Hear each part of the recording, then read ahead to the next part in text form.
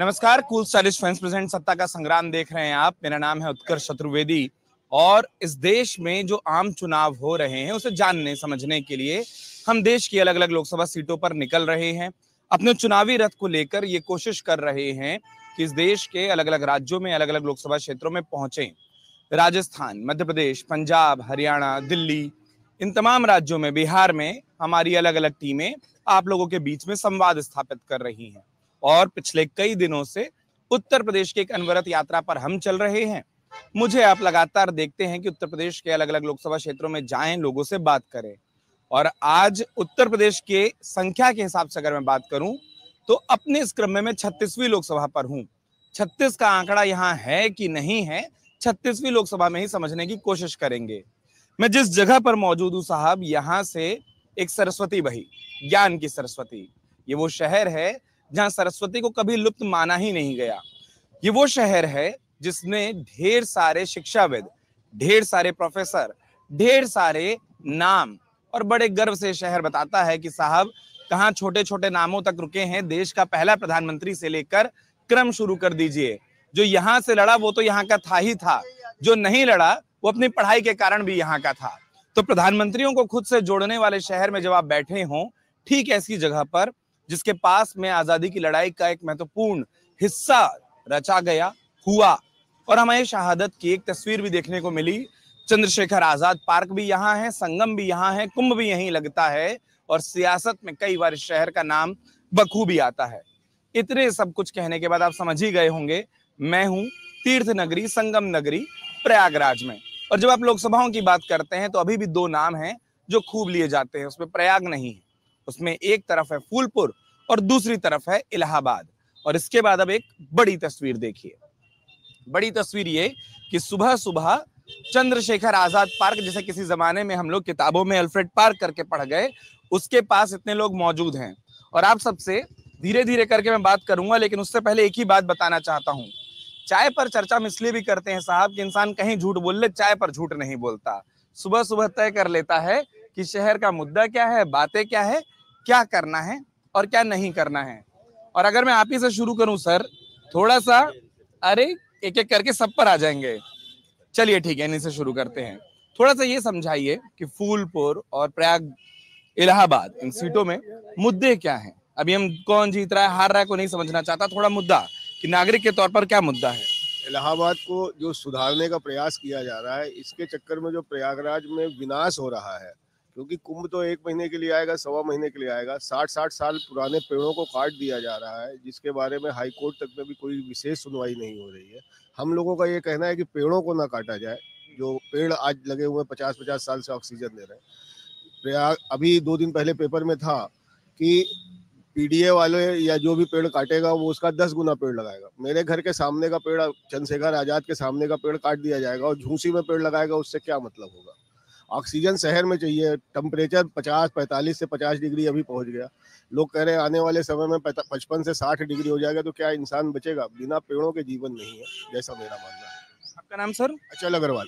अचल जी, मतलब बड़ी सुंदर बात की इस बात को शुरू करने के लिए कि चलिए कहीं मुद्दा अगर पर्यावरण है, पेड़ है, तो अच्छी बात है। क्या है यहाँ मुद्दा और मूड आप लोगों का? दरअसल जो है ये धार्मिक नगरी और पौराणिक नगरी और राजनीतिक नगरी और देश को सबसे जो है बड़ा बलिदान देने वाली नगरी जो है, देश को आज़ाद कराने में अहम भूमिका निभाने वाले जगह पे आप गवर्नमेंट इंडियन प्रेस पे हैं। ये इंडियन प्रेस जो है ब्रिटिश पीरियड के पहले का प्रेस। सीवाई जो है चिंतामणि जो यहाँ घोष द्वारा जो है, जो स्वतंत्रता संग्राम सेनानी थे, उनकी ये देन है।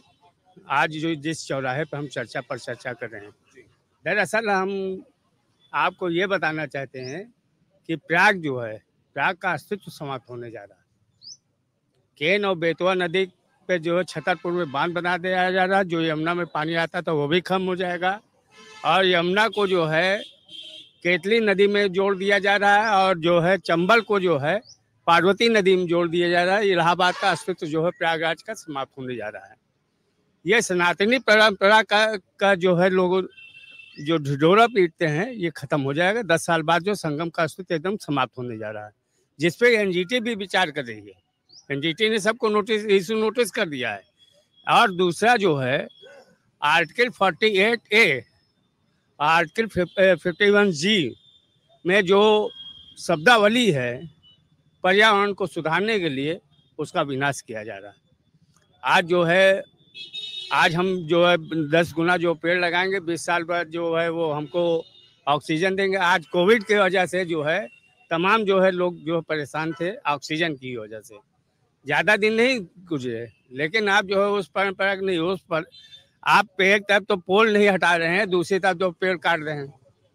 जैसा इन्होंने भी कहा कि आप पेड़ कहीं और काटेंगे और कहीं और लगाएंगे तो वो बैलेंस नहीं आएगा। दरअसल और उस दुर्घटना को आप बढ़ावा दे रहे हैं। मैं नागरिकों से ये अपील कर रहा हूँ कि आप अपने मौलिक अधिकारों का हनन न होने दें, जाके वोट दें। और वोट में मतदाता को के कार्यशैली को देखते हुए, पार्टियों का अस्तित्व को देखते हुए, लेकिन अपने मताधिकार का प्रयोग जरूर करें। और इस पर जो है फाइन होना चाहिए। अगर जो गवर्नमेंट एम्प्लॉइज नहीं जाता है तो उसकी 1 महीने की सैलरी रोक दिया जाए, अगर जो जाता है उसको 1 दिन की सैलरी और दिया जाए। आपका नाम साहब? कमलेश सिंह। और मैं बोलता हूँ प्रयाग में बात करके अच्छी बात यही है कि जागरूकता की बात, अपने हिस्से के अधिकार की बात, अपने कर्तव्यों की बात भी बखूबी आती है। लेकिन एक शब्द आपने कहा, इन्होंने कहा कि हम एक ऐसी नगरी में साहब जो धार्मिक, जिसकी मान्यता है, खूब पढ़ते हैं, कुंभ लगता है। प्रयाग की सियासत में क्या धर्म का प्रयोग होता है या सिर्फ चर्चा होती है और वो मुद्दा भी है? धर्म का प्रयोग सदैव से यहाँ पर हो रहा है और आज जो पूरी राजनीति है वो केवल धर्म के ऊपर आधारित है। लोग धर्म के नाम पर वोट मांग रहे हैं, लेकिन उसके विपरीत बात करते हैं। भारत की राजनीति को आज धर्म पर लाके खड़ा कर दिया गया है। किसी भी स्तर पे राजनीति में धर्म का प्रयोग नहीं करना चाहिए और जो मुद्दे होते हैं, जो विकास की बातें होती हैं, उसको करना चाहिए। पिछले 10 वर्षों में इस देश की सरकार ने विकास के बारे में बात ही नहीं की और आज भी जो है मटन की बात हो, चाहे मछली की बात हो, चाहे देश के अन्य मुद्दों की बात हो, चाहे पाकिस्तान की बात हो, चाहे मुसलमान की बात हो, चाहे मंदिर की बात हो, लेकिन वो विकास की बात नहीं करते हैं कि हमने 10 वर्षों में क्या विकास किया। दिल्ली शहजादे, पाकिस्तान, मुसलमान, इसके अलावा वो कुछ नहीं कर पा रहे हैं। आज हम लोग जब विकास के बारे में पूछते हैं, शिक्षा के बारे में पूछते हैं, रोजगार के बारे में पूछते हैं, स्वास्थ्य के बारे में पूछते हैं, किसानों की समस्याओं के बारे में पूछते हैं या महिलाओं के ऊपर अत्याचार के बारे में पूछते हैं, आपने देखा कि जघन्य अपराध करने वाले प्रधानमंत्री और महिला विकास मंत्री प्रज्वल रमन्ना के चुनाव क्षेत्र में रैली को संबोधित करते हैं। इसी मुद्दे पर अगर दूसरी पार्टियां करती तो तूफान मचा दिया जाता। आज महिलाओं की सुरक्षा के बारे में पूरी तरीके से यहाँ पर लोग असुरक्षा की भावना करते हैं, लेकिन महिलाओं को वो पूरी तरीके से महिमा मंडित करते हैं। देश के अंदर इस समय एक ऐसी स्थिति है जब लोकतंत्र और संविधान खतरे में है। संविधान में और लोकतंत्र में आज जो स्थिति है, उस स्थिति को देखते हुए मैं यही कहना चाहूंगा कि भारत के अंदर लोकतंत्र को मजबूत करने के लिए हम सबको एकजुट होना पड़ेगा और वोटों का प्रयोग करके उन्हें ये एहसास कराना पड़ेगा कि हमारे अधिकारों के जरिए आप इस देश से न लोकतंत्र समाप्त कर सकते हैं और ना ही अधिकार समाप्त कर सकते हैं। क्या नाम सर आपका? किशोर वासने। किशोर जी ने भी वही, मुझे जो चीज अच्छी लग रही है ना कि जिससे भी बात करूं, मुद्दा कोई भी हो, आप लोग एक चीज के लिए बड़े जागरूक है कि अपने मुद्दे की बात के साथ वोट की बात भी जरूर होती है। कम से कम मुद्दे सिर्फ चर्चा तक सीमित नहीं है। जो किशोर जी ने कहा, आप सहमत हैं, असहमत हैं? क्या पूरी तरीके से सहमत है। सरकार पूरी तरीके से फेल है। सरकार छात्रों से चुन चुन के बदला ले रही है। 2014 में जब ये आए थे तो वादा किए थे कि प्रति वर्ष 2 करोड़ नौकरियां हम सरकारी देंगे छात्रों को। छात्र उनके ऊपर विश्वास किया 2014 में, 2019 में, लेकिन हुआ क्या? लगातार छात्रों के साथ छलावा किया जा रहा है। 5-5 साल बीत जा रहे हैं छात्रों के 10 बाई 10 के कमरे में। अभी आप हाल ही में आपको उदाहरण देना चाहते हैं, ये 2 भर्ती उत्तर प्रदेश सरकार की थी। एक आरओ की परीक्षा जो कि 4 साल बाद आयोजित हुई थी।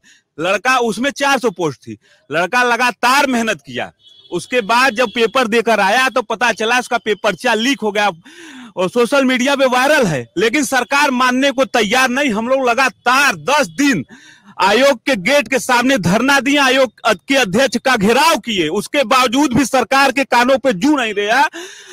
छात्रों के साथ इतना बड़ा छला हुआ। जब देखे चुनाव के मौसम में माहौल बिगड़ता देखे तो सरकार की नींद जागी। उसके बाद जब ये जान गए कि अब इसके अलावा कोई चारा नहीं है तो उसको कैंसिल कर दिया गया। बताइए, छात्र जो 4 साल से इंतजार कर रहा था उसका पर्चा लीक हो जाए तो वो गरीब परिवार के ऊपर क्या बीतेगा, किस मायूसी से होगा, कितना निराशा होगा। क्या जो अब तैयारी करने के लिए आने वाले हैं, क्या वो उनके घर वाले उनको भेजेंगे यहाँ पे? नहीं भेजेंगे। इसलिए तमाम मुद्दे हैं। हम अभी भैया चाचा जी बात बता रहे थे यहाँ पे गंगा जी की बात। गंगा जी यहाँ पर सलोरी में डायरेक्ट पानी भेजा जा रहा है बिना किसी ट्रीटमेंट के। ये सब मुद्दा है और सबसे बड़ा मुद्दा इंफ्रास्ट्रक्चर का यहाँ पे है, मेडिकल की सुविधाओं का है। मेडिकल की सुविधाएं इसलिए है कि अभी तक यहाँ पे एम्स नहीं मिला है प्रयागराज को। और बात एक और है, बात यह है कि जो लगातार छलावा किया जा रहा है क्षेत्र की जनता से, ये कभी राजधानी हुआ करता था इलाहाबाद, लेकिन उसके बाद से यहाँ पे न मेट्रो आ पाई, न बुलेट ट्रेन आ पाया, किसी प्रकार का कोई भी इंफ्रास्ट्रक्चर यहाँ पर आ नहीं पाया। इसलिए तमाम बीजेपी सरकार के खिलाफ है हम लोग, छात्र भी खिलाफ है। आपका नाम साहब? अभिषेक शुक्ला नाम है हमारा। अभिषेक। और अभिषेक जी ने जो बात कही इलाहाबाद में, तो अगर ये बात ना हो तो फिर वो बात अधूरी सी है। जहाँ छात्रों के हक की बात ना हो, बेरोजगारी की बात ना हो, जहाँ भर्तियों की बात ना हो, क्या ये एक ऐसा विषय है जिस पर आपको लगता है कि हाँ सरकार के सामने मुद्दा है? और एक चीज मैं जोड़ना चाहता हूँ, ऐसे मुद्दों पर पिछले कई सालों में हम लोगों ने देखा कि छात्र संगठन अलग अलग मुद्दों पर, इससे पहले भी हमने देखा इलाहाबाद का नाम आता था कि भर्तियां चैलेंज होती थी, कोर्ट में पहुंचती थी। क्या इस पर वोट भी होते हैं या ये सिर्फ धरना प्रदर्शन मुद्दे तक सीमित रह जाता है? नहीं, चूंकि विगत सालों से ये सारे मुद्दे मैं ही देख रहा हूँ, छात्रों की आवाज उठाता रहा हूँ और छात्रों के बीच रहता भी हूँ, प्रतियोगी छात्र भी हूँ। तो ये मुद्दा अहम है इस बार कि छात्रों के साथ हमेशा छलावा किया गया है। जब पहली बार इनकी सरकार बनी तो हम लोगों ने पूर्ण समर्थन में रहे कि भाई चलिए आयोग की सीबीआई जांच कराएंगे, आयोग भर्तियां निष्पक्ष होगी, लेकिन ऐसा कुछ दिखा नहीं। और विगत आने वाले समयों में आप देखेंगे 3 बड़ी परीक्षाएं पेपर लीक हुआ, समीक्षा अधिकारी को हुई, उधर पीसीएस हुआ, इधर पुलिस वालों का हुआ ही। तो कहीं ना कहीं छात्रों के साथ अन्याय हो रहा है और इस पर सरकार शून्य है। यूथ के मुद्दे पे, बेरोजगार के मुद्दे पे सरकार ने कोई ध्यान नहीं दिया। तो ये बड़ा मुद्दा इस बार है। इस बार हम लोग वोट जो करेंगे सोच समझ करेंगे, लेकिन ये सारे युवाओं से अपील मेरी है कि वोट देने जरूर जाए, क्योंकि ये हमेशा चिल्ला रहा है कि इनकी सरकार जो है 400 पार जा रही है। तो क्या हमारा अधिकार वो खुद ले लिए हैं क्या? भाई वोट निर्धारित करेगा ना कि 400 जाएगा कि 450 जाएगा कि 300 जाएगा। ये पहले कैसे डिसाइड किया जा सकता है कि 400 पार चला जाएगा? तो इस पे इसका मैं विरोध करता हूँ। वोट को निर्धारित करने दीजिए कि आपकी सीट कितनी आएगी। ठीक बात है, वोट तय करेगा। आपका नाम सर? कौशल सिंह। कौशल जी। वो तो ये कह रहे हैं कि जो संख्या के दावे हैं वो भी अधूरे से हैं। मुझे लगा आप पीछे से कुछ बोल रहे हैं इसलिए मैं सुनने आ जाऊं। वो क्लास में होता है ना कि पीछे अगर आंसर आ जाए। बच्चे की दिल की आवाज सुन रहा था, बच्चा बहुत अच्छा बोला है शुक्ला। हाँ, उसी बात पे ध्यान दिया जाए, सरकार से भी कहिए कि उसी बात पे ध्यान दे, हैं, और बच्चों को कुछ आगे बढ़ाए, रोजगार दे। एक चीज बताइए, जब आप कह रहे हैं, और ये हम लोग भी कई सारे आंदोलन या कई सारे इस तरीके के मांगों को, प्रदर्शनों को हम लोग जब कवर करते हैं, एक सवाल आ जाता है कि क्या ये तमाम मुद्दे या बातों तक सीमित रह जाते हैं या उस पर वोट होता है? क्योंकि आखिर में कई बार ये भी देखा कि वोट समीकरणों पर होने लगता है। कोई बोल देता है कि हमारा रिश्ता था सीट से, वहां पर वोट होने लगता है। कोई कह देता है कि बिरादरी का उम्मीदवार है, वहां वोट हो जाता है। तो वोट क्या मुद्दों पर होता है या आपको लगता है कि आखिर में जो प्रदर्शन कर रहे हैं वो भी बढ़ जाते हैं? इसके बारे में तो मैं इतना ज्ञान नहीं है हमको राजनीति का। राजनीति शास्त्र की किताब कहती है कि जो कहे मुझे राजनीति नहीं आती वो सबसे बड़ा राजनीतिज्ञ है। जी।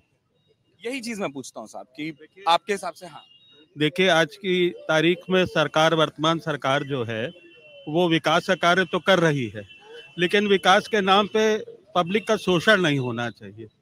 जैसे अभी पेड़ की बात हुई, तो ये, और जो महंगाई हो रही है इस टाइम, जो शिक्षा के क्षेत्र में इतना महंगा कर दिया है कि एक आम आदमी अपने बच्चे को स्कूल कैसे भेजे। एक एडमिशन कराने जाता है कोई भी पेरेंट, तो इतना 30-30 हजार रुपए एडमिशन फीस कहाँ से भरे, जिसकी तनख्वाह 15,000 20,000 है। तो ये सब मुद्दे हैं, महंगाई है, बेरोजगारी है। तो वोट तो देखिए आदमी अपने सोच समझ के ही देता है, लेकिन ये भी देखता है कि सामने और कैंडिडेट कैसा है, ये भी जरूर देखता है। अभी आपने एक सवाल पूछा कि वहां जाके भूल जाता है क्या वोट देते समय, तो उसमें कई मुद्दे आते हैं कि भाई कैंडिडेट कैसा है, हमारा जो सांसद होगा वो अगर अच्छा है तो उससे उम्मीद की जा सकती है। मतलब जिनसे शिकायत है समाधान की उम्मीद भी वही हो जाती है, क्योंकि लगता है कि सामने वाला तो वो भी नहीं। बिल्कुल जी। प्रयागराज इशारे करता है, उसको समझना हमारा काम होता है कि आप इशारा कर क्या रहे हैं। आपका नाम साहब? राजेश गोस्वामी। राजेश जी जब कहे वो आखिरी लाइन पर मुस्कुराहट तो पूरी आई थी। कौन सा इशारा है जो आप समझ चुके? नहीं, ये जो बात कह रहे हैं सही कह रहे हैं, जो आज की जरूरतें हैं वो इन्होंने उठाई और एकदम सही बात कही, इनसे हम सहमत हैं। एक चीज बताइए, फूलपुर के बारे में, इलाहाबाद के बारे में जब राजनीति के तौर पर हम पढ़ते हैं तो हमने एक चीज देखी है, प्रचार में मुद्दों से ज्यादा एक चीज हावी हो जाती है कि गढ़ है, नाता है, रिश्ता है, हम आपके हैं, बीच के हैं, दूसरा है। क्या ये इमोशनल सीट ज्यादा है, या किसको ऐसी लोकसभा सीट के तौर पर देखा जाए जहां नाते रिश्ते की दुहाई पर वोट ज्यादा पड़ता है? ऐसे ही कुछ है, रिश्ते नाते के वोट पे यहाँ पे जातिगत वोट ज्यादा होता है जी। आपका नाम साहब? अमित सोनकर। अब अमित जी ने, आप सिर्फ इशारा करते रहेंगे क्लास मॉनिटर की तरह कि वहां जाओ और वहां जाओ, चौराहे पर ऐसा इशारा करने की ड्यूटी किसी और की होती है कि किधर भेजना है? देखिए, वर्तमान जो व्यवस्था है उसमें जीएसटी की इनकम इतनी ज्यादा है कि उससे वो अकूत संपत्ति इकट्ठा हो रही है। उसका जो समुचित विकास है उसमें पैसा, वो क्रम बड़ा अजीब सा है। जैसे हमारे शहर का मुख्य मुद्दा है, 52 नाले हैं जो डायरेक्ट गंगा यमुना में मिल रहे हैं। जीएसटी की इनकम इतनी है कि उतनी एसटीपी बनाई जा सकती है, मगर आज की तारीख में वो बायो रेमिडेशन सिस्टम से नाले सफाई की व्यवस्था की जा रही है, जो कि रुके हुए पानी में होती है। बायो रेमिडेशन सिस्टम जो है वो रुके हुए पानी में किया जा सकता है। आज हमारे यहाँ नगर निगम द्वारा पेमेंट हो रही है बायो रेमिडेशन सिस्टम से चलते हुए पानी का शोधन, जो नाले में दिखा रहे हैं कि हम गंगा यमुना मिला रहे हैं, वो एकदम गलत है। इतनी इनकम है, पहले पूरे शोधन के लिए हम बहुत बनते हैं, धार्मिक बनते हैं। गंगा यमुना में खुलेआम जो एसटीपीज लगी हैं, रात में पूरा पूरा डायरेक्ट फ्लश कर दिया जाता है। सब अंधे हैं, अंधे देख रहे हैं। और हम विकास और धर्म की बात कर रहे हैं और इतना बड़ा प्रोजेक्ट लेके आ रहे हैं। कुंभ मेले का जो ड्रीम प्रोजेक्ट है, उसका जो पैसा, उसकी इतनी मितव्ययिता हो रही है कि हमारा क्रम है पूरे इलाहाबाद शहर में 70% लोग जो है गंदा पानी पीते हैं। और हम स्मार्ट सिटी बना रहे हैं, 24 सड़कें हमने स्मार्ट सिटी में अरबों रुपए खर्चा कर दिए। नाला बनाया, नाले का 0 ग्रेडियंट है। कोई इंजीनियर वहां खड़े होके बता दे कि ये नाला कहाँ से कहाँ मिलेगा, किसी को नहीं मालूम। क्या है, हमने पूछा एक इंजीनियर, कहे भैया ये ठेकुआ में है, एका करी थी। तो हम कहा ये नाला कहाँ से शुरू होगा, कहाँ बंद होगा? यही पन्ना लाल रोड बगल में है, 13 मीटर की रोड थी कि कोई आवश्यकता नहीं है। ये जब यहाँ पे रात के समय में राहजनी हो जाती थी, इसको आपने 24 मीटर कर दिया। 24 मीटर करने के बाद आपने नाला वहां पे बनाया, जो गलत है। पन्ना लाल रोड में कोई नाला नहीं है, एमजी मार्ग रोड में कोई नाला नहीं है, पूरा नाला बना दिया आपने। तो जो आपको एक परिवार का सदस्य जो मुखिया होता है, उसको जब धन मिलता है तो उसका उपयोग करना, यही उसकी बुद्धिमत्ता होती है। तो हमारे यहाँ जो 70% लोग गंदा पानी में पी रहे हैं, हमारे पास पैसे की कोई कमी नहीं है, तो हमें उस क्रम में विकास करना चाहिए। आज का विकास जो है वो जॉडिये किटाई और फटी पैंट है इस पे, और सब पढ़े लिखे लोग हैं और सब क्वालिफाइड इंजीनियर हैं। पैसा आया, उसको कैसे बांट दिया जाए, इस पे ज्यादा जोर है। क्योंकि अगर हम गंदे पानी का शोधन और गंदे पानी को सुधार के लिए काम करेंगे तो उसमें पैसा खर्च होगा। आपका नाम साहब? आनंद घिल्डियाल, पार्षद कर्नलगंज। हाँ, अब आनंद जी जो कह रहे हैं, मैं वापस उसमें ऐसा सवाल पूछता हूँ कि जब इतने मूल मुद्दों की बात होती है, पानी की बात होती है, गंगा सफाई की बात होती है, वापस वही पूछूंगा जो वहां पूछा था, वोट देने जाते वक्त क्या ये मुद्दा दिमाग में रहता है, या बाद में ये देखने लगते हैं कि ये निशान है पार्टी का, ये बिरादरी है, ये अपना है, इनके पिताजी रहे, इनकी माताजी रही और ये नातों की दुहाई है? देखिए, अगर ये मुद्दा लोगों के दिमाग में रहता तो ये सरकार बदल जाती। ये सरकार 1 घंटे भी नहीं रहती अगर लोग वोट देते समय छात्रों का मुद्दा, जो अनुग्रह डियाल ने बताया, ये मुद्दे, कर्मचारियों का मुद्दा अगर लोगों के जहन में रहता, इनके काम करने का तरीका अगर लोगों के दिमाग में रहता, तो एक दिन में सरकार बदल जाती। लेकिन ये नहीं रहता है। जब क्या रहता है लोगों के दिमाग में, जो आप लोगों से पूछ रहे हैं, ये सब चीज़ें रहती हैं। लेकिन इस समय जो ये चुनाव होने जा रहा है, लोगों के दिमाग में इलाहाबाद चूंकि बुद्धिजीवियों का शहर है, 3-3, 4-4 प्रधानमंत्री दिए हैं। यहाँ के विश्वविद्यालय को ऑक्सफोर्ड कहा जाता है। यहाँ इलाहाबाद हाई कोर्ट है। यहाँ सेंट्रल गवर्नमेंट के, स्टेट गवर्नमेंट के ऑफिसेज की भरमार है। तो सारे लोग ये दिमाग बनाए हुए हैं। इनके काम करने का जो तरीका है, लोकतंत्र आज सांस ले रहा है। इलाहाबाद में बहुत बुद्धिजीवी रहते हैं, आपने सबकी बात सुना होगा। यहाँ कर्मचारियों के साथ जो हो रहा है कि मौजूदा सरकार अपने हर प्रयास से ये प्रयास कर रही है कि जो नई पेंशन है ये लोगों के हित के लिए है। पुरानी पेंशन से देश का बड़ा नुकसान है। इस देश का प्रधानमंत्री कहता है कि पुरानी पेंशन की बात करना तो पाप की बात करना है। अब बताइए, हमारे अग्निवीरों की जो ये भर्ती किए, कल भी एक मरा लड़का, इसके पहले भी एक मरा लड़का, उसको न शहीद का दर्जा दिया जाएगा, न शहीद का कोई बेनिफिट दिया जाएगा। जिन लोगों की बदौलत हम चैन से सोते हैं, ये एमएलए एमपी सोते हैं, लोग सोते हैं, हिंदुस्तान के नागरिक सोते हैं, उनकी स्थिति है कि उनको सम्मान भी नहीं मिल पा रहा है। तो देश की स्थिति बड़े ही नाजुक दौर से गुजर रही है। लोगों के दिमाग में बात आ चुकी है कि हिंदुस्तान का लोकतंत्र रहेगा कि नहीं रहेगा। और मुख्य बात यह है कि इलाहाबाद ने प्रथम प्रधानमंत्री दिया है।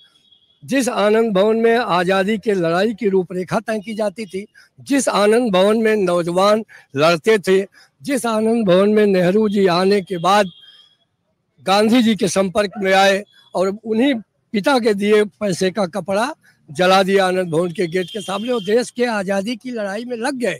और जब लोग परिवार की बात करते हैं तो भूल जाते हैं कि कमला नेहरू जी को भी उतनी लाठियां पड़ी थी जितनी लाजपत राय को पड़ी थी। और उनका इलाज कराने के लिए जब गांधी जी ने कहा कि नेहरू से कि ले जाओ इलाज कराने, तो उन्होंने कहा देश के आज़ादी की लड़ाई छोड़ के मैं नहीं जाऊंगा। तो सुभाष चंद्र बोस लेकर के गए थे। उस परिवार को गालियां दी जाती हैं, उस परिवार पर कीचड़ उछाला जाता है। आज नेहरू की विचारधारा है जो हिंदुस्तान का लोकतंत्र जिंदा है, आर्थिक व्यवस्था जिंदा है। नहीं तो इसके पड़ोसियों को देखिए, पाकिस्तान की क्या दशा है, श्रीलंका की क्या दशा है, बांग्लादेश को बांटा मिसेज इंदिरा गांधी ने, उसकी क्या दशा है। तो आज हिंदुस्तान की जो नींव है, ये पंडित नेहरू के विचारों की नींव है, जो आज बहुत मजबूत है, जो दुनिया में अपनी जगह बना रहा है। आपका नाम के बारे में जो आपने क्वेश्चन पूछा उस पर मैं बता रहा हूँ। धर्म सबके लिए होता है, धर्म समाज को जोड़ने के लिए होता है कि मंदिर में हर जात का आदमी जाता है। धर्म समाज को तोड़ने के लिए नहीं होता है। आज ये मौजूदा सरकार धर्म का उपयोग लोगों को तोड़ने के लिए कर रही है, और उसमें भी जब कारपोरेट, सरकार और धर्म तीनों मिल जाते हैं तो उसका विनाशकारी रूप देश के अवाम को भोगना पड़ रहा है, जो लोग भोगना शुरू हो गए हैं और लगातार भोग रहे हैं। आपका नाम साहब? मेरा नाम सुभाष चंद्र पांडे है। सुभाष जी जो कह रहे हैं, कई सारे मुद्दे हैं, मतलब इलाहाबाद के राजनीतिक जुड़ाव से लेकर वर्तमान परिस्थितियों पर उनके विचार तक, क्या सारी बातों से सहमति है या आपको लगता है कि नहीं, एक दूसरा पक्ष भी है, एक दूसरा व्यू भी है? हम इनकी सारी बातों से सहमत हैं। और जहां तक इलाहाबाद के विकास का मुद्दा है, आज इलाहाबाद का विकास, आप चले जाइए, आप सड़कों पे चले जाइए, अल्लाहपुर चले जाइए, दारागंज चले जाइए, कर्नलगंज चले जाइए, आप देखिए सड़कों के हालात क्या हैं। डेली एक्सीडेंट हो रहे हैं, लोग गिर रहे हैं, मर रहे हैं, हाथ पैर टूट रहा है। आप किसी भी तंग गलियों में चले जाइए, ये स्थिति है पूरे इलाहाबाद की। हाउस टैक्स बढ़े, गिरकर जलकर बढ़ा, सुविधा के नाम पे कुछ नहीं, वसूली। आप किसी का मकान है, घर में रह रहा है, उसको कमर्शियल टैक्स लगा दे रहे हैं। ये लूट हो रही है, ये लूटा जा रहा है, लूट करके पैसे की जो है बंदरमाट हो रही है। एक तो इस पर विशेष ध्यान देने की आवश्यकता है। ये सरकार इस पर कोई लगाम नहीं लगा रही है, जो जैसा पा रहा है। ये सरकार नेतागिरी नहीं, यहाँ पे यहाँ अफसरशाही है, अफसर लूट रहे हैं। इसलिए कह रहे हैं कि ये सरकार पूरी तरीके से तानाशाही पूर्ण रूप से कार्रवाई कर रही है, और ये लोकतंत्र जीवित नहीं चाहती है। लोकतंत्र, आज लोकतंत्र के नाम पर देखिए इलाहाबाद विद्यालय छात्र संघ का चुनाव बंद है, जहां से लोकतंत्र नर्सरी होती थी। आज कर्मचारियों के सारे चुनाव बंद हैं, जहाँ पर उनकी आवाज बुलंद करते थे, लोगों की आम आदमी की आवाज उठाते थे। आज देखिए विश्वविद्यालय को नर्सरी बना दिया गया, छात्र संघ को बैन कर दिया गया। यह जो सरकार है ये नहीं चाहती है कि लोकतंत्र मजबूत हो, ये नहीं चाहती है कि कोई आम आदमी की आवाज लेकर के अपनी सड़क पर निकले और उसको अधिकार दिलाने की बात करे। आज ये चल रहा है। जी, आपका नाम? मैं ब्रजेंद्र मिश्रा हूँ। ब्रजेंद्र जी जो कह रहे हैं, मैं उस सवाल को थोड़ा सा इधर लेकर आता हूँ साहब, कि जैसे उन्होंने कहा कि लोगों के हिस्से की बात, इलाहाबाद के हिस्से की बात वो नहीं हो रही है, वो गायब है। हर कोई अपने हिस्से के मुद्दे लेकर आ रहा है, प्रचार में वही दिखाई दे रहा है। आप लोगों के हिस्से की बात नेताओं की ओर से होती है या आप ही लोग करते रह जाते हैं? ऐसा इलाहाबाद में मेन चीज जो है संगम यहाँ पर है, संगम के नाम से इलाहाबाद जाना जाता है। अभी भी आप संगम जाकर देखिए, वहाँ कोई बेसिक सुविधा नहीं है, वहाँ पीने का पानी नहीं है, कोई शेड नहीं है संगम पे। यहाँ हर 5 साल में कोई भी सरकार रहे, सैकड़ों करोड़ हजारों करोड़ रुपया आता है, जिसके लिए आता है संगम पे। अभी दिन में जाइए तो वहाँ पे आपको कोई पैदल जाने का भी रास्ता नहीं है बिना गाड़ी के। उसके अलावा जो ट्रैक्स बिछे हुए हैं संगम पे वो गाड़ी चलने लायक नहीं, पीने का पानी शेड कुछ नहीं संगम पे। और इस संगम पर जो है हजारों करोड़ रुपया 5 साल में आता है, उस संगम का कुछ नहीं होता है। मतलब माघ से लेकर कुंभ तक जो व्यवस्थाएं आती हैं वो आप बोल रहे हैं कि वो तब अस्थायी होती हैं और उसके बाद अभी सारी अस्थायी होती संगम पर, कोई व्यवस्था स्थायी नहीं होती संगम पर। संगम पे अगर सरकार चाहे तो एक टेम्परेरी शेड लगाए लोगों को रहने के लिए, जो तीर्थ यात्री बाहर से आते हैं जाके उनके भारी दुर्दशा हो जाती है, पीने का पानी नहीं मिलता है। अवैध रूप से बहुत सारी वसूली है संगम पे। आप सामान्य रूप से अभी कार लेकर जाइए तो कई जगह लोग लगा के पैसा वसूल रहे हैं, बाहरी आदमी का नंबर देखते हैं वसूली शुरू करते हैं। आपका नाम साहब? शरद मालवीय जी। जैसे शरद जी ने एक चीज और कही, और ये मतलब मेरे हिसाब से हम लोगों को जैसे नहीं पता था जब उन्होंने बताया कि दूर से आदमी के दिमाग में छवि है कि संगम का शहर है, अब वहां है तो वहां अव्यवस्था है। क्या ये तमाम अव्यवस्थाएं, वो पीने के पानी से लेकर, वो पेड़ों की बात से लेकर, ये संगम की बात, कोई पार्टी, कोई पक्ष, कोई नेता इनकी बात करता है या वो अपने हिस्से के मुद्दों पर चल रहे हैं और आप लोग अपने मुद्दों की बात करते रह जाते हैं? ये तो हम लोगों ने देखा है कि नेता जो है अपने मुद्दे की बात ज्यादा करते हैं। जब चुनाव आता है तब ये बात करते हैं कुछ उसमें से हमारे मुद्दे की, लेकिन चुनाव खत्म होने के बाद एक ही 2 चीजों पे एक्शन हो पाता है। तो जैसे घर होता है जिसमें एक बड़ा होता है इंसान, उससे हम कंप्लेन करते हैं कि भाई हमारे घर में ये ठीक नहीं है। वैसे अगर हम लें तो अपनी सरकार से एकदम हम कंप्लेन कर सकते हैं कि ये सब ठीक नहीं है, ये चीजें बदली जाएं। तो अगर हम जो है वो उनसे कंप्लेन करते हैं तो उनको हमारी बात सुननी पड़ेगी।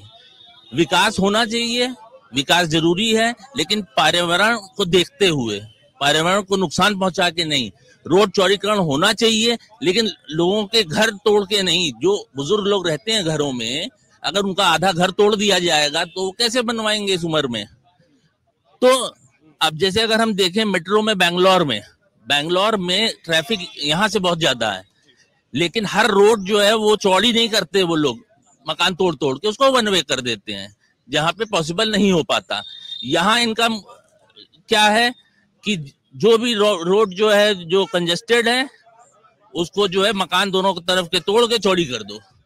उसका जो पर्सनल नुकसान हो रहा है उस इंसान का, पूरी जीवन की कमाई उसकी लग गई, वो तो गई। फिर कहाँ अस्पताल बनना है, कहाँ नहीं बनना है। आपने एक पतली सड़क पे पहले तो अस्पताल का प्रपोजल दे दिया, जैसे हमारी चिंतामणि रोड है फॉर एग्जाम्पल, अब वहां भीड़ लगने लगी। अब इन्हें रोड चौड़ी करनी है तो दोनों तरफ के मकान तोड़ने हैं। तो जिस शहर में सबसे ज्यादा इस बात को कहा जाता है कि बुद्धिजीवी रहते हैं, वहां प्लानिंग में बुद्धिजीविता कोई नहीं है। कोई प्लानिंग नहीं है, कोई असेसमेंट नहीं है। रोड का असेसमेंट किए बिना सिर्फ ये वाली रोड करनी है, ये वाली रोड करनी है, एक अधिकारी अपने मन के हिसाब से निकल जाता है, देखता है अच्छा इस रोड पे थोड़ी सी भीड़ है, इसको चौड़ी कर देते हैं। असेसमेंट के प्रॉपर रूल्स हैं, रेगुलेशंस हैं, कैसे असेसमेंट किया जाए रोड का, कितनी यहाँ लागू नहीं है। आपका नाम साहब? डॉक्टर अभिनव टंडन। अब अभिनव जी से भी बात की, आपके पास आता हूँ साहब। ढेर सारे चुनाव देखे भी होंगे, हर बार सुना होगा कि मुद्दे की बात जनता करती है। इस बार चुनाव लोग कह रहे हैं बहुत साइलेंट है, बहुत ठंडा है, ऐसा ही है क्या? अंदर जो है पब्लिक या व्यापारी अंदर घुट रहा है, आगे रिजल्ट देगा तो वो दे देगा रिजल्ट। एक लाइन की बात में ताली बजी ढेर सारी बातों के बीच में। दूसरी चीज, इनकी सरकार में हम लोगों ने 13 बिजनेस से बिलोंग करते हैं, 13 में हम लोग बिजनेस किए। 13 से जब से 14 की सरकार आई, हम लोगों का हाउस टैक्स 14 गुना बढ़ाया है। आदमी 1 गुना, 2 गुना, 3 गुना, 4 गुना, 5 गुना, 14 गुना अगर लिख के जाते हैं, अफसर से मिलते हैं, अफसर कहता है कुछ सुनवाई नहीं होगी, आपसे डंडा मार के वसूला जाएगा। भाई ठीक है। इसी तरह स्टेशन, रेलवे स्टेशन आप देखा है, सिटी साइड एक गेट था 4 नंबर, ये चिढ़ के मारे उसको बंद कर दिया, इसलिए कि जवाहरलाल नेहरू का बनाया हुआ रेलवे स्टेशन है। जवाहरलाल नेहरू ने इसको बनाया, उद्घाटन किया, हम लोग बचपन में देखे। आज उस रोड को भी बंद कर दिया। दूसरी चीज, वहाँ के जितने व्यापारी हैं सब, मतलब आज पहले से लोग आए हैं, सब मरने के कगार पे आ गए हैं, कोई सुनवाई नहीं। दूसरी चीज, इनकी कार्यशैली चली नगर निगम की, जो खड़ंजा बढ़िया बिछा हुआ था पहले का, उसी को उखाड़ा और फिर उसी को लगाया। बताइए क्या तरीका है? पैसा तो बर्बाद हम लोगों का हो रहा ना। जीएसटी लागू कर दिया। पहले किसी समय, थोड़ा दिन पहले जीएसटी लगता था, तो हम लोग होटल व्यापार से हैं, तो 1000 रुपया के ऊपर जीएसटी होती थी, वो दे भी सकता है। अब जो 500 400 कमरा लेगा, 700 का, 800 का, अब 12% जीएसटी लगाओ, वो कहता भैया मुझे नहीं चाहिए, मैं जा रहा हूँ। ये हालत व्यापार का पूरा इन्होंने ऋण मार दिया है। व्यापारी वर्ग बिल्कुल परेशान है। और वो जो आपने एक लाइन कही थी कि साइलेंटली वो तो बदला लेगी, सब चुप है। इनका बनारस में ये हाल है। बनारस की रिपोर्ट अच्छी थोड़ी है इनकी। अब चले चिल्ला दो, देखा जाए आगे ऊपर वाले। बनारस भी जाएंगे और वहाँ की रिपोर्ट जो आप बता रहे हैं वो चेक भी करेंगे। वकील लोग आते हैं, हमारे हाई कोर्ट का भी काम है ना, जो क्लाइंट आते हैं या जो आते हैं लोग, वकील लोग, वो बताते हैं कि आपकी इनकी पोजीशन अच्छी नहीं है अंदर। क्या नाम है साहब आपका? सियाराम केसरवानी। हमको लगता है कि सरकार को जो एलआईयू डिपार्टमेंट है उसके आपसे बात कर लेनी चाहिए। हर जगह का आदमी आकर धीरेज बता ही रहा है कि क्या हो रहा है। करना जो भाई है तो है, जो सच है सच है। मैम एक बात बताइए। हाँ मैं आता हूँ जी। सर, स्टेट का चुनाव तो हो गया, सेंट्रल का चुनाव होने जा रहा, सांसद का। लोकसभा में पहली बात, सारे लोग हम लोग बैठे हैं और लर्निंग लाइसेंस से लेकर के ये वहां से ट्रांसपोर्ट मिनिस्टर से होता है, सेंट्रल गवर्नमेंट से होता है, जिसके गडकरी जी बाकायदे मंत्री हैं। 2 चीज सारे लोगों से मैं कहना चाहता हूं। NHI का टोल टैक्स, एक बार हम जब गाड़ी खरीदते हैं, वो सारा पैसा सेंट्रल गवर्नमेंट को जाता है। नई गाड़ी हमने खरीदा, सेंट्रल गवर्नमेंट के पास चला गया, उसका बाकायदे रोड के लिए हमारे पास 30% चला जाता है। उसके बाद भी हमसे टोल टैक्स लिया जाता है। यहां से लेके दिल्ली तक आप जाते होंगे, 1135 रुपया टोल टैक्स लगता है, जबकि नहीं लगना चाहिए। दूसरी चीज, जो फास्ट टैग है ये प्राइवेट आदमी का है, ये जिसका है आपको ही मालूम है कि गृह मंत्री जी के बेटे का फास्ट टैग है। करोड़ों रुपया फास्ट टैग के नाम पे जमा है। एक ट्रक 10,000 से कम नहीं जमा करता है। एक ट्रक जब अपने मालिक के यहाँ से चलता है, फास्ट टैग में 10,000 रुपया डलवाता है। 10,000 में अगर उसका 1100, 1200, 2,000, 3,000 खर्चा हुआ, 7,000 रुपया फास्ट टैग मालिक के पास पड़ा रहता, उसका वो ब्याज खाते हैं, नंबर 1। दूसरी चीज है, हम बगैर हेलमेट के चल रहे हैं। इस सेंट्रल गवर्नमेंट से यही संसद का चुनाव हो रहा, लोक विधानसभा का चुनाव हो गया, अब लोकसभा का चुनाव हो रहा। जो लोकसभा के मुद्दे हैं वो असली मुद्दे हमको करने चाहिए। दूसरी चीज ये कि हम ये बता रहे हैं कि हम अपना लाइसेंस, लर्निंग लाइसेंस पहले बनवाते थे, 105 रुपया लगता था, इस समय 175 रुपया फीस हो गई है। परमानेंट बनवाने के लिए 1100 रुपया फीस हो गई है। अगर आप यहाँ से जाते हैं बगैर हेलमेट के तो 1000 रुपया, पहले था 300 रुपया, 200 रुपया। हेलमेट का चालान 1000 रुपया हो गया। बगैर सीट बेल्ट अगर हम चलते हैं तो हमारा सीधे सीधे 2000, 3000 चालान हो गया। अगर हम कहीं बगैर अपनी गाड़ी जो है वो नहीं कराए, इंश्योरेंस नहीं कराए, तो उसका 15,000 रुपया चालान है। ये सारा संसद पास करता मानवर, ये सारी चीज संसद पास करती है। संसद में जितने लोकसभा के सदस्य जाते हैं सब कहते हैं या तो आंख में चश्मा पहने हुए हैं, उनको बड़ी बड़ी किताबें, यहाँ जितने सांसद हुए जब हम उनके यहाँ जाते थे, वित्त मंत्रालय के आज पर्चा पास, आज पास होना, वित्त पास होना है, हम जब संसद के यहाँ गए, हमने कहा भैया क्या है, किताबें ट्रक से उतर रही हैं। जो आपके यहाँ होता है लोकसभा में जब पास होता है, उसके पहले सारे नियम कानून आपको दिए जाते हैं। अगर आप सांसद, हम सांसद, कोई भी सांसद पढ़ता नहीं है, किताबें एक भी नहीं पढ़ती कि क्या हमको कल बोलना है। पूरी ट्रक से किताबें आ जाती है, बाद में वो 2 साल बाद उसको बेच दिया जाता। हमारा ये कहना है, सारे पत्रकार भाइयों, सारे लोग बैठे हैं, कि इस बार जब भी वोट दें सोच समझ कर दें। दूसरी चीज और कि आप, हम विश्वविद्यालय के से जुड़े हुए थे, बगल में विश्वविद्यालय साइंस फैकल्टी है, यहाँ पर स्मार्ट सिटी बना रहा है, बगल में ही ये जाके देख लीजिए। स्मार्ट सिटी 1000 बैठने की व्यवस्था किए हैं और कह रहे बन गई है। आप जाइए, 375 सीटें लगी बस, और बाकी सीटें जब पूछा गया स्मार्ट सिटी के नाम से तो कोई नहीं। स्मार्ट सिटी का जो सीईओ था वो रिटायर हो गया, नया सीईओ अभी तक नहीं आया। कहां तक देखेंगे? 400 पार उनको करना है, मशीन सेट है, सब सेट है। हम आप चिल्ला रहे हैं, आप अपना टाइम वेस्ट कर रहे हैं, हमारा भी बुलवा रहे हैं, ये सब सेट है। जैसे हम कहते हैं हमको मकान बनवाना है, हम जानते हैं कि 1 लाख रुपए बनेगा, 1 लाख हम पहले सेट करते हैं कि 1 लाख हमारे पास आ जाए तो मकान बनवा ले। ऐसे ही मोदी और वो है, दोनों लोग सेट किए हैं, मशीन सेट है, 400 पार होना है। आप भी अपना टाइम दे रहे हैं, हम भी अपना टाइम दे रहे हैं। जय हो। आपका टाइम देना लोगों को तो अच्छा लगा, कम से कम विचार आए, खूब ताली भी तो आ गई, किसी को तो पसंद है। जी आ रहा हूँ।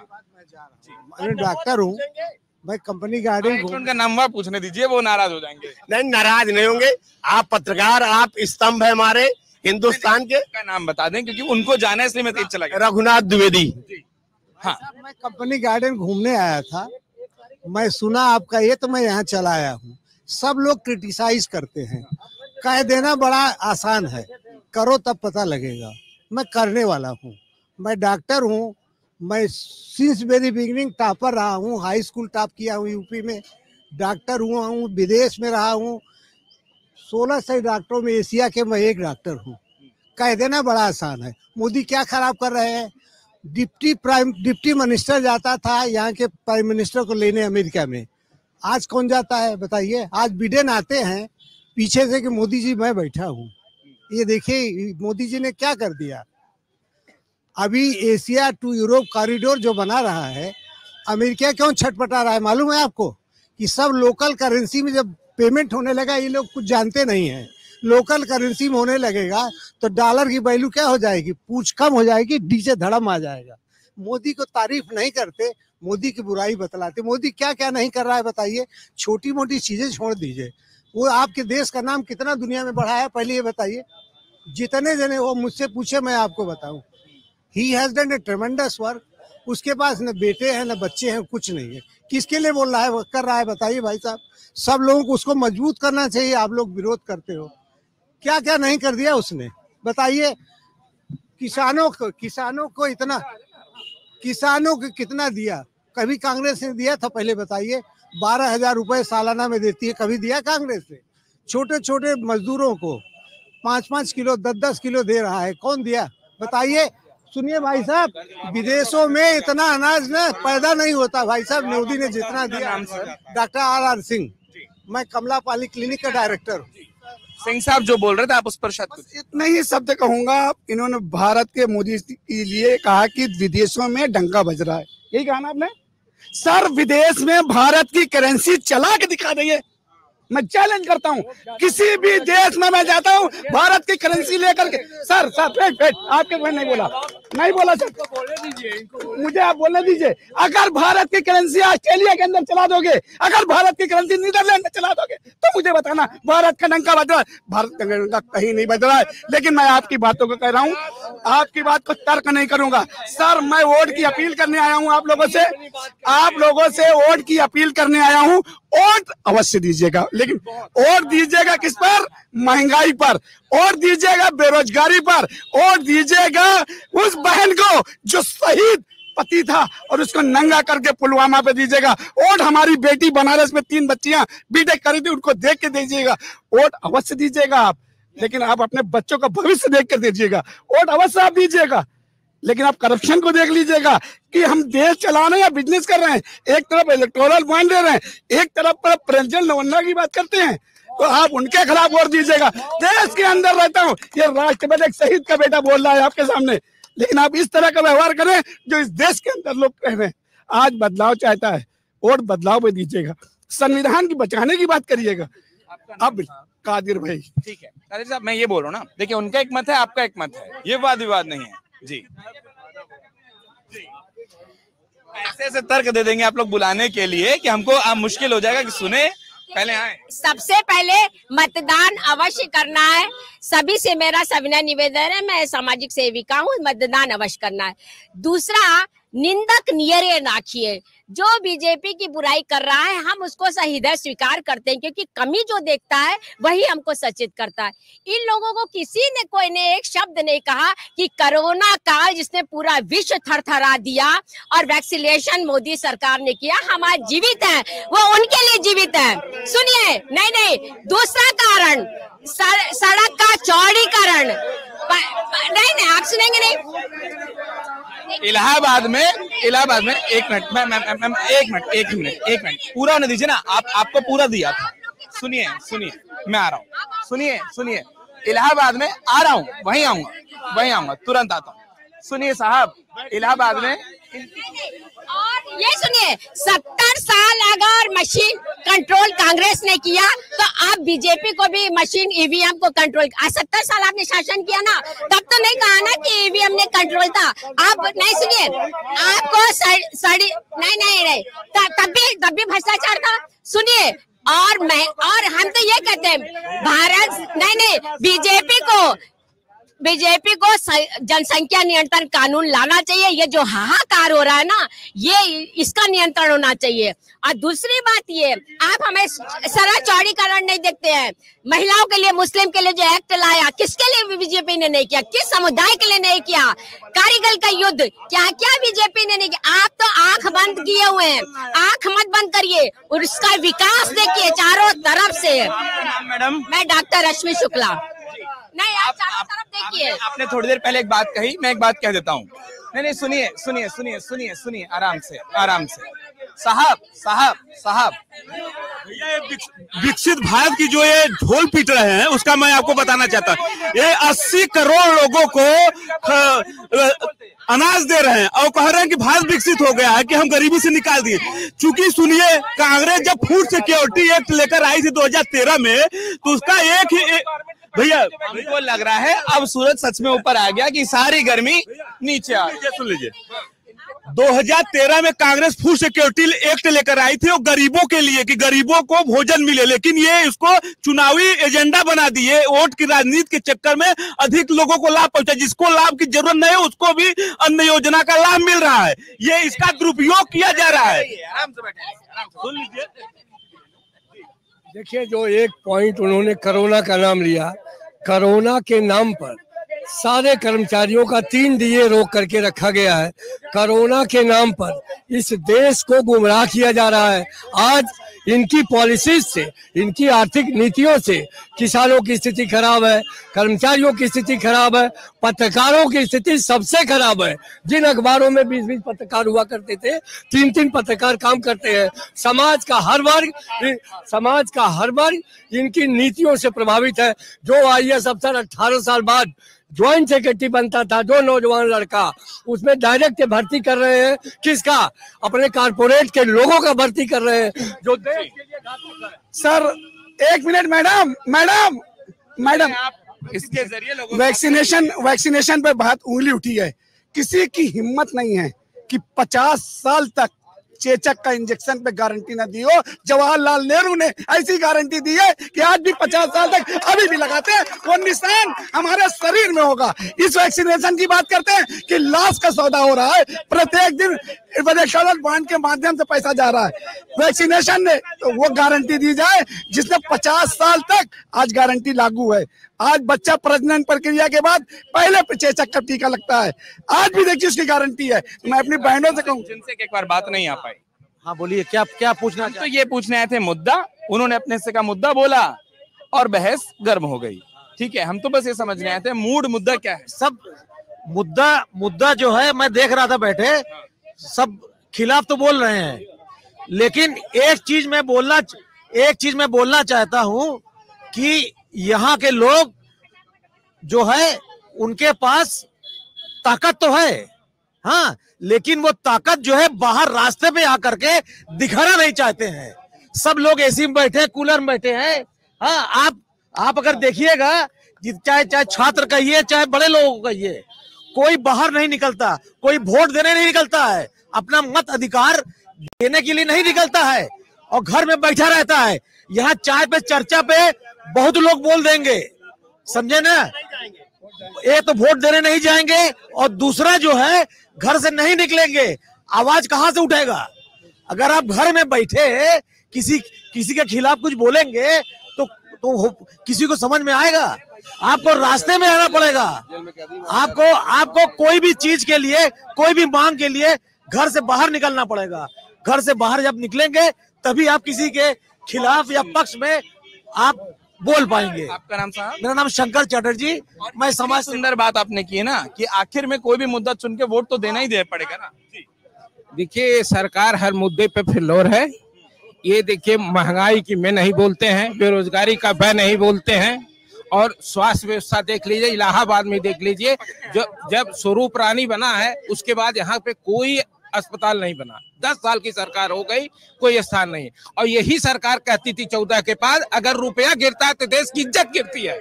आज रुपया धरातल में है, $1 के हिसाब में 83 पॉइंट समथिंग हो गया रुपया, और महंगाई 75,000 सोना पहुंच गया। उस पे सरकार कुछ बोलने को तैयार नहीं है। ये सरकार केवल झूठ केवल कहती है कि आपका मंगलसूत्र ले लेंगे, आपकी विरासत ले लेंगे, और जनता के मुद्दे को कभी हमारे प्रधानमंत्री जनता के बीच में जा करके नहीं बोलते हैं।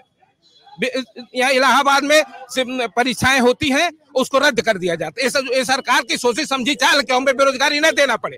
पेंशन खत्म कर दी गई, लेकिन क्यों नहीं नेताओं की पेंशन खत्म कर दी जाती? नेता क्यों पेंशन लेते हैं? हमारे कर्मचारी जो 35 साल 40 साल सेवा करते हैं, उसको खत्म कर दिया गया।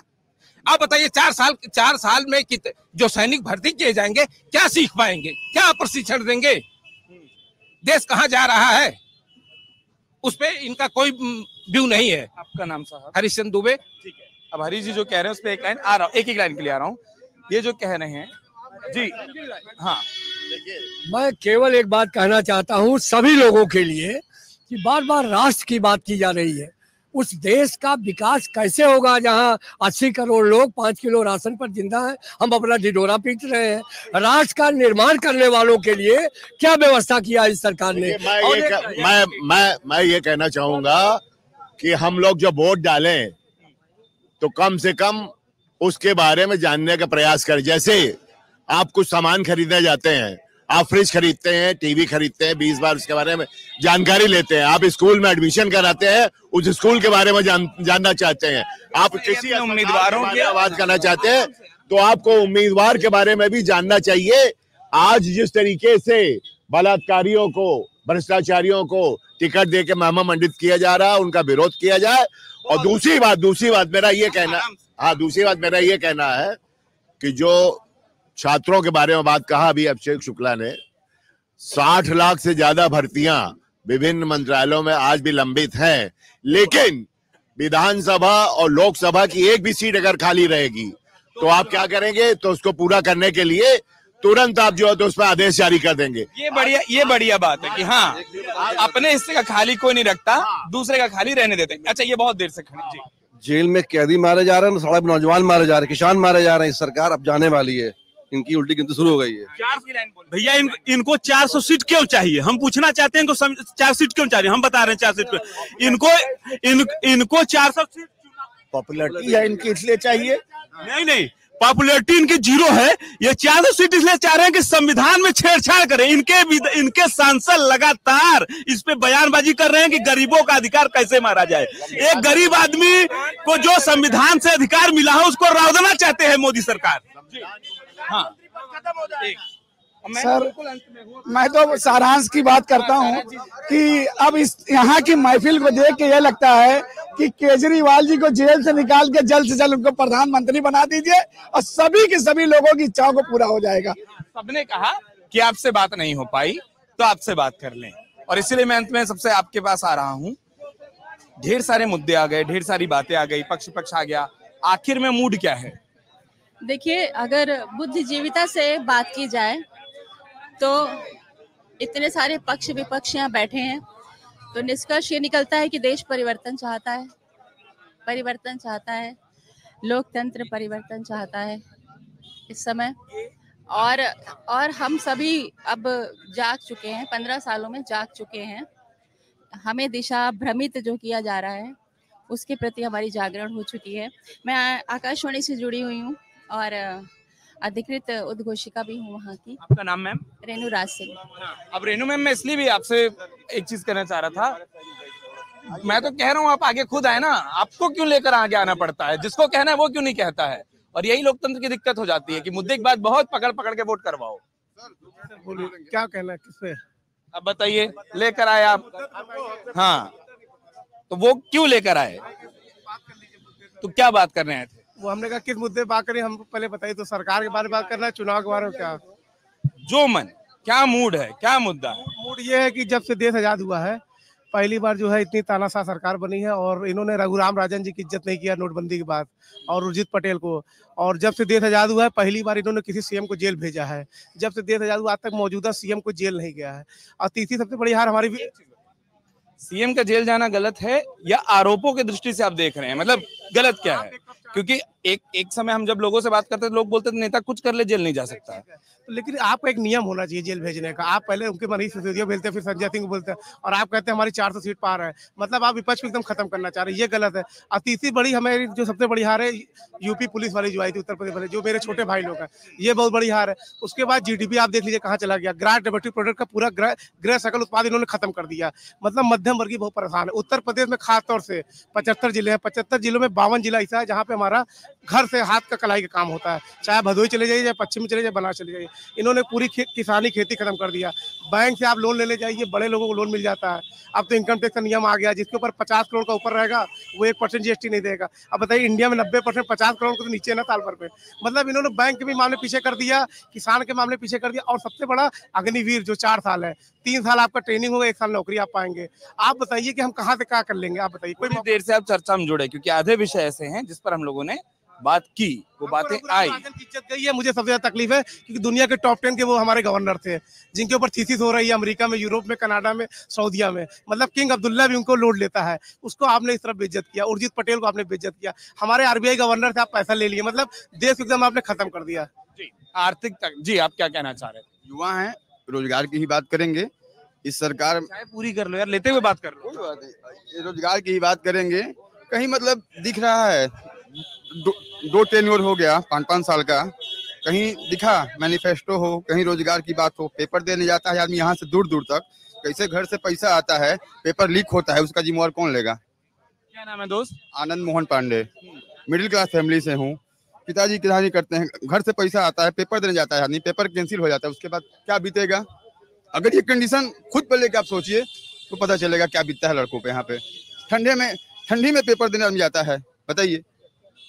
कम से कम रोजगार तो मिलनी चाहिए लड़कों को। यहाँ पे रह रहे हैं तो कितने रोजगार आया? जरूरी बात कर रहे हैं आप। तीसरी मतलब कम से कम उनका सुन लें, कम से कम रोजगार की बात होनी चाहिए। लड़के पढ़ने आते हैं ना। इलाहाबाद किस लिए फेमस है? इलाहाबाद फेमस किस लिए है? एजुकेशन के लिए फेमस है। इतनी अच्छी यूनिवर्सिटी है, यूनिवर्सिटी की फीस जाकर देखिए कितनी बढ़ गई है। महंगाई देखिए, जो हम इसके पहले कोई भी चीज कमरे का रेंट मेरा अगर सस्ता था, मान लीजिए 2000 का था, आज के देखिए हर मालिक बढ़ रहा है किराया, बिजली के बिल बढ़ रहे हैं, नहीं बढ़ रहे हैं? बताइए, आप खुद देखिए। तो कम से कम युवा है, आगे की जनरेशन युवा ही संभालेगी ना। हाँ, कि 80 साल 90 साल के लोग ही ऐसी करेंगे? बताइए। कम से कम इस मुद्दे को, कम से कम आप लोग मीडिया है तो कम से कम जाना चाहिए वहां ना। जो वहां बैठे हैं, जो पीएम है, सीएम है, जो भी हैं सरकार में, उनके यहाँ तो जाना चाहिए मुद्दे ना, कि युवा के कितने परेशान हो रहे हैं, बताइए। अगर ये युवा नहीं जाएंगे आगे तो फिर वही लोग रहेंगे, या फिर वैकेंसियां वैसे ही रहेंगी, उसमें भर्ती नहीं होगा कोई, बताइए। अभी मैं देख रहा हूँ आपसे, जो अपोजिशन है वो आपको चार्ट दे रहा है, इतनी वैकेंसियां हैं, हम इतने दिन में भर देंगे। कहाँ से दे रहे हैं? या तो आईटीआई के थ्रू ही उनको पता चला होगा इस डिपार्टमेंट में इतनी वैकेंसियां खाली है, इस डिपार्टमेंट में इतनी खाली हैं, इतने दिन में हम उसका वो करेंगे, मैंने नोटिफिकेशन निकालेंगे, इतने एग्जाम कराएंगे, वो कराएंगे, कि फिर ये सरकार क्यों नहीं कर पा रही है? फिर जो आंखों में देख पा रहा हूँ आनंद, वो आपका दर्द है, वो तकलीफ है। जी, अमर उजाला हम लोग पेपर पढ़ते हैं तो हमारे जो भाजपा मित्र कहते हैं कि आप अमर उजाला मत लिया कीजिए, दैनिक पढ़ा कीजिए, क्योंकि अमर उजाला जो है अलग छापता है। मतलब आप तय करिए आपको क्या करना है, कौन क्या कहता है, मुझे कोई उससे फर्क नहीं पड़ता, मैं सच कह रहा हूँ। मैं प्रयाग के सभी जनपदवासियों से अपील करता हूं कि अपना मताधिकार का जरूर प्रयोग करें, और खास तौर से मॉर्निंग एसोसिएशन कंपनी बाग के सभी सदस्य अपने परिवार के साथ जरूर मताधिकार का प्रयोग करें। क्या नाम साहब आपका? मेरा नाम गुरदीप सिंह सरना, इलाहाबाद। पूरी चर्चा की सबसे सुंदर बात आपने की है, लोगों को वोट डालना चाहिए, मुद्दा सबके पास है, ऐसा नहीं कि वोट नहीं है। जी, कौन इशारा कर रहा था? हाँ सर, मेरा देखिए दो चीज है, मैंने तो रह गई थी, बाकी तो आ गई। हाँ, रह गई थी कि सबसे ज्यादा भर्तियों में जो इस समय लोक सेवा आयोग में पूरा एकदम ब्लैक छाया छा गई है। टीचरों का अपॉइंटमेंट का पूरा आयोग गठित नहीं हुआ, गठित हो गया, कमरा बन गया, सारी चीज हो गया, अध्यक्ष आ गया, लेकिन 7 सदस्य होने चाहिए, 3 सदस्य हुए, 4 सदस्य और होने चाहिए, कोई भी भर्तियां पूरी खत्म हो गई। तीसरी चीज है, पहले परमानेंट था, बाद में संविदा हो गया, अब कैजुअल हो गया। मतलब एक ठेकेदार वो 10 लोगों को भर्ती करेगा, जब चाहे निकाल दे, जब चाहे हटा दे। पहले आप परमानेंट हुए, फिर इसके बाद संविदा हुई, अब कैजुअल हो गए, कैजुअल के बाद नौकरी खत्म हो जाएगी। चर्चा को बिल्कुल समाप्त करने के अंतिम दौर में हूँ। हम अपना वीडियो बना रहे हैं, क्यों आप तकलीफ कर रहे हैं? पूरा लिंक आपको मिल जाएगा। मैं तो आया था अब दूसरे कार्यक्रम में बगल में, और अच्छा नेता वही होता है जो सारे मंचों का प्रयोग कर ले। आपके माध्यम से हम ये कहना चाहते हैं, अमर उजाला के हम बहुत सही है, आभार करते हैं जिन्होंने हमको अपनी भावना को बताने का व्यक्त किया। हमारे पास कोई चॉइस नहीं है, क्योंकि सब खिचड़ी है, खिचड़ी कब खत्म हो जाएगी पता नहीं। हमें एक ठोस नाव पे बैठना है, ठोस नाव में पार करना है। और सुनिए, जो मेरा ध्यान रखा, चाहे वो सड़क हो, चाहे सुरक्षा हो, चाहे स्वास्थ्य हो, चाहे आरक्षण हो, जो भी मेरा ध्यान रखा है, हम उसका ध्यान रखेंगे। और आपके माध्यम से मैं अपनी सभी महिलाओं बहन से कहना चाहती हूँ कि मतदान अवश्य करें, और जिसने आपको सजाया है, अब आपकी बारी है, आप उसको सजाइए। आप दोनों शायद दोस्त हैं। 100% बहुत सालों। बहुत अच्छी बात यह है कि दोनों के विचार पूरे उल्टे हैं, लेकिन दोनों देख रहे थे कि किसके वीडियो पूरे बन जाएं जब कोई बोले तो, और ये दोस्ती सबसे सुंदर होती है। सर, सेकंड में तो बात नहीं आती, लेकिन मैं बिल्कुल अंतिम दौर में हूं। मैं चाहूंगा एक लाइन में, क्योंकि फिर ना चर्चा अंतिम हो जाएगी। लाइन में ये है, इलाहाबाद की खासियत है, कितनी भी चर्चा कर लीजिए, शास्त्रार्थ होता है, खत्म कुछ नहीं होता। नहीं, देखिए, एक तो मेरा ये कहना है, हाँ, एक तो मेरा कहना है कि मीडिया जो है, देखिए, इतना बड़ा कार्यक्रम कर रहा है, लेकिन लोग जो है मीडिया पर भी उछाल रहे हैं कि मीडिया गलत है, मीडिया ये है। तो हमको समझ करके ये भी बोलना चाहिए। अब मीडिया हम लोग को पूरा न्यूज बताता है चारों तरफ से, लेकिन लांछन उनके ऊपर भी आ रहा है। अच्छा लगा, इतने जिलों में गया, हर कोई कुछ कहता था, पहली बार किसी ने बोला कि हाँ आपके बीच आकर सुन रहा। एक और चीज बात है, देखिए, हमारा जो नेता होता है, देखिए, जो मेरा नेता होता है हम लोगों का, he has to lead from the front, है कि नहीं? लेकिन अगर कोई नेता कहीं और भाग जाए तो वो भी हमको बुरा लगता है। उसको खूब इशारा करता है, वापस कह रहा हूँ, प्रयाग खूब इशारा करता है। ये जो पड़ोस के जिलों तक आप पहुंच गए, इशारों में नाम और जिला दोनों समझ आ रहा है। बस यही कहना था, समझने वाले समझ जाएंगे। इलाहाबाद का जो प्रबुद्ध जनता है, सब मालूम है उसको, सबको पता है। वो जो अमेठी रायबरेली के आसपास तक पहुंच रहे हैं, वहां तक समझ आ रहा है। जी, एक लाइन में मुझे ये कहना है कि यहाँ जितने लोग बैठे हैं, उसमें हिंदू, मुस्लिम, सिख, ईसाई सब लोग बैठे हैं। ये देश सबका है, और इस देश के लिए नेहरू जी लड़े, इंदिरा जी लड़ी, और बाद में सबसे राहुल गांधी लड़ रहे हैं। हिंदुस्तान में जितना घपला घोटाले पर इन्होंने क्वेश्चन किया है, सब हुआ है, और सरकार बदलने पर सब प्रूव होगा। अंत आप देंगे इस पूरी चर्चा का, उपसंहार आप देंगे?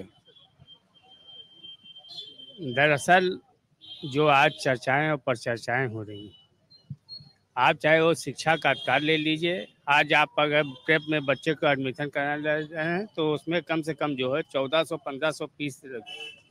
जब हम जो ग्रेजुएट और पोस्ट ग्रेजुएट हुए तब कुल मिला के फीसें जो है 250-300 रुपया भी नहीं होती साल भर की, आज पर मंथ है।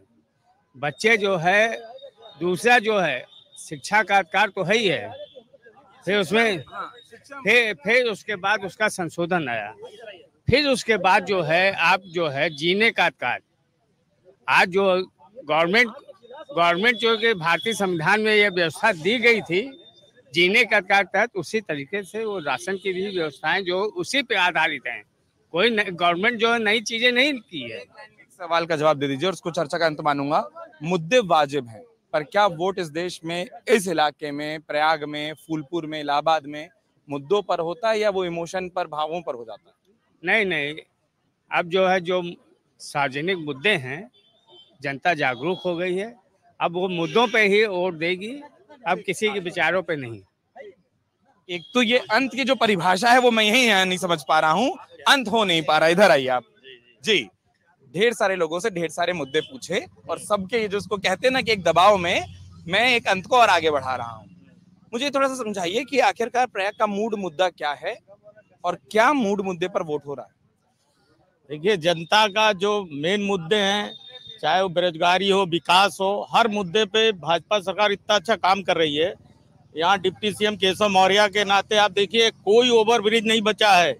बक्सी बांध से लेके इंजीनियरिंग कॉलेज के बीच में 4 रेलवे क्रॉसिंग, चारों पे पुल, मतलब 3 किलोमीटर 4 पुल, रामबाग का पुल हो, हाई कोर्ट का पुल हो, ओवर ब्रिज विहीन हो गया है सर। और वैसे भी कुंभ के नाम पे देखिए कितना काम हो रहा है, जितना हमको लगता है कि 50 साल में काम नहीं हुआ होगा, विगत इधर भाजपा के 10 साल के सरकार में काम हुआ है। तो जब बातों में हमको समझ नहीं आता कि अच्छी नहीं लगती है इसलिए जोर से नारा आता है, क्योंकि वो क्रम क्यों तोड़ा जाता है जब बात हो रही होती है तो नारे लगाने के? अच्छा, नारे चलिए इस मुस्कुराहट के साथ चर्चा को अंत कर दें, वो सबसे अच्छी है। और आप लोगों ने एक बहुत खूबसूरत और सबसे खूबसूरत बात की, मैं अंत उसी लाइन से कर रहा हूँ। आप सबने वाजिब तरीके से अपने अपने हिस्से के मुद्दे, शिकायतें, पक्ष विपक्ष सब कुछ रख दिया, लेकिन जो बात आपने कही वो सबसे सुंदर है साहब।